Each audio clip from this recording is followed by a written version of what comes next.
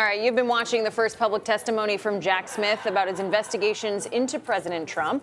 CBS News Justice correspondent Scott MacFarlane is live from Washington, and we also have legal reporter Katrina Kaufman here with us. Scott, I want to start with you. What stood out so far? I mean, a lot of theatrics, a lot of dramatics, but what stood out to you? Let me tell you right now, that's nothing compared to what's coming later in this hearing. That was the low-key, professional, reserved component of this hearing when you have the chairman and the ranking member and a pretty organized set of questions. This thing's going to go off the rails eventually when some of the more progressive and conservative members start throwing unpredictable softballs or hardballs out there. A couple things that I took away as unexpected.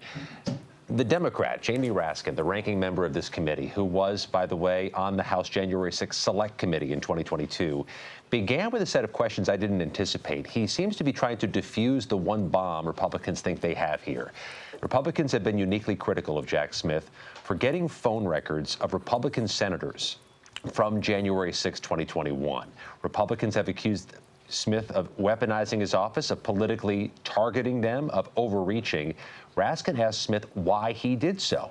Why did you go for the Republican phone records? And the argument that Raskin made along with Smith in the responses was that those Republicans were accused of being part of a conspiracy with Trump to put fake electors on the floor of the U.S. House during electoral certification on January 6, 2021. Smith has argued in his closed-door deposition, and Raskin emphasized that those Republican senators may have played some role, knowingly or otherwise, in what Trump was accused of doing, trying to overturn an election. What's more, Smith made clear it wasn't any data from the phone records, and Raskin made this argument too. It wasn't verbal or audio components of those calls. It was truly just the phone records as to what calls were made when, where was incoming and where was outgoing. That surprised me. Beyond that, this was uniquely reserved compared to where this is going. I was surprised it did not begin with fireworks. Jim Jordan tried to land a couple punches, questioning the accuracy, if not the truthfulness, of the former Trump White House aide Cassidy Hutchinson's testimony years ago to the House January 6 Select Committee, and also accusing Smith of overreaching and being political. This will go more personal, I think, later on. And what's more, I think you're going to hear a lot more about the insurrection when other Democrats ask their questions. All right, Scott, stand by. Let's bring in Katrina. Katrina, let's talk about the cases that Jack Smith was charged with. Prosecutor. Yeah, of course. So there was the January 6th case, and that was where Trump was accused of defrauding the United States and conspiring to overturn the results of the election. This involved things like an alleged fake elector scheme where fraudulent slates of electors were organized and were supposed to submit alternate election results. This was also involved pressuring former Vice President Mike Pence. So these are the main allegations we're going to hear about today, too, because Jack Smith can't talk as much about the classified documents case out of Florida because the final report for that has been blocked. So he's much more constrained when it comes to that case. But that involved Trump willfully retaining, they say, documents with sensitive national security information. As he mentioned, they were found, I don't remember those photos, in bathrooms, in ballrooms, all over Mar-a-Lago, in places that were viewed as not secure. You know, many people were coming in and out of Mar-a-Lago. They also say security footage was deleted to try to prevent people from seeing how those boxes were moved. So there were very serious allegations there about Trump taking documents when he left office and keeping them at Mar-a-Lago after he was no longer president. And before we go back to Scott, I did want to ask you, because, I mean, obviously Republicans accuse Smith of political bias in this case. I mean, this is not a legal proceeding that we're watching. This is essentially a public accountability. But what would you need to have in terms of evidence to actually prove something legally here? I mean, there was copious amounts of evidence in both cases. We never actually got to go to trial for these, but, you know, he did release his special report for the January 6th case. And as he said, he feels beyond a reasonable doubt that he would have been able to prove these allegations against President Trump. You know, we never got to see that happen because these cases were dismissed when Trump became president. But just to add to, I spent a lot of time in court with the two of them, which was very interesting. And I have to say, the tension was palpable between Jack Smith and now President Donald Trump. And this has been a long time coming. So Scott, to the point that we were just making here and that Kelly was making, what kind of legal consequences could this committee move at all to the DOJ if they wanted to? I mean, as Kelly points out, this is more about public accountability than actually being able to get something to stick on Jack Smith, right? Yeah, there are supporters of the president, Vlad, who've said they have to jail or prosecute Jack Smith for this prosecution. That is obviously a meritless, baseless desire of some Trump supporters, but it doesn't mean the Department of Justice won't try to find some way, some leg to stand on and initiate some investigation of Jack Smith for his prosecution. We've seen the Department of Justice move against some other critics of the president, James Comey, Letitia James, the chair of the Federal Reserve. That's not an impossibility, though it seems to be fan fiction if they want to draw up some criminal case against Jack Smith, who ran a special counsel investigation. I noted in the room, you see 4 of the January 6 police responders right there in the front row. Aquilino Gonell, Daniel Hodges, Harry Dunn, Michael Fanone. They've all been public figures since they were part of the response on January 6th, some of them badly injured trying to stop the insurrectionist mob on January 6th.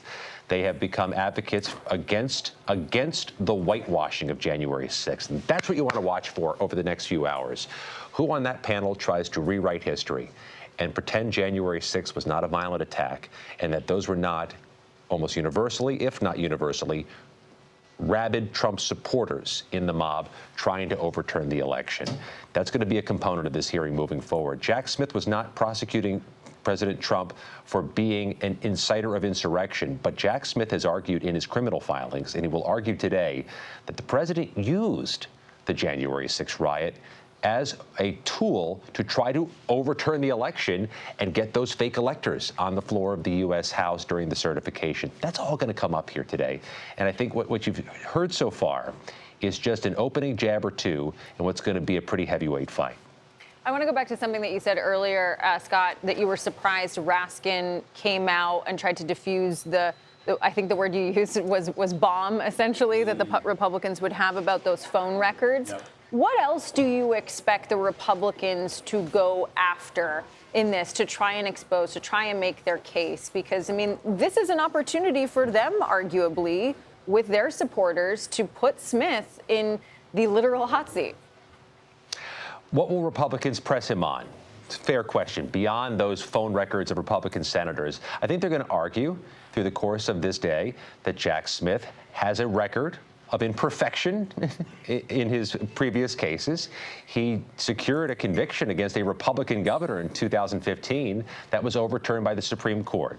There have been accusations that at times some of his deputies or some of his investigators may have some anti-Trump statements. Whether or not those accusations are with merit, they're going to argue perhaps this is a political actor who is going after the president, and they're going to lean in on the timing. This case was coming through during a presidential campaign. They indicted Trump in August 2023 when he was clearly running for president. All the filings Jack Smith made were during the heat of the 2024 campaign. They don't have any evidence that this was politically rushed to interfere with the election, but they're going to ask open-ended questions or perhaps loaded questions to try to give that appearance. So, Katrina, there was an indictment that came out of all of this. It's something that we talked about here, you and I, and it was covered extensively by Scott. Talk us through that. Which indictment, Vlad?